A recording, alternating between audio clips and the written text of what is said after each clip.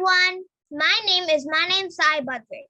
I learned computer coding from Robotronics STEM Lab.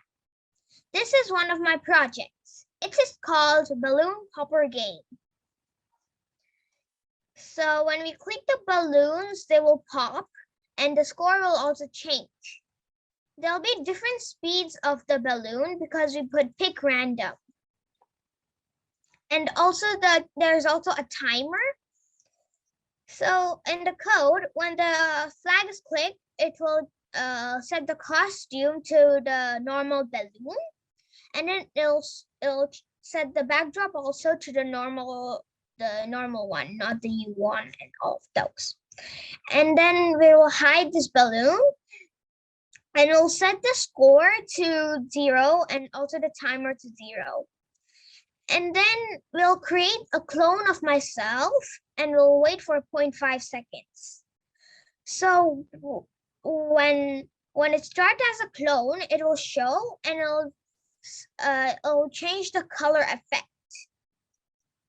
And then it'll go to pick random -200 to 200, and it'll go to Y -180. So that's the starting position.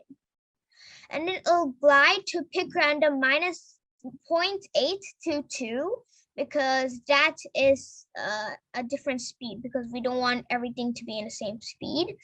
And then X will glide the pick random 0.8 to 2 seconds to the X, and that X position is the random number picked by the computer between -220 to 220.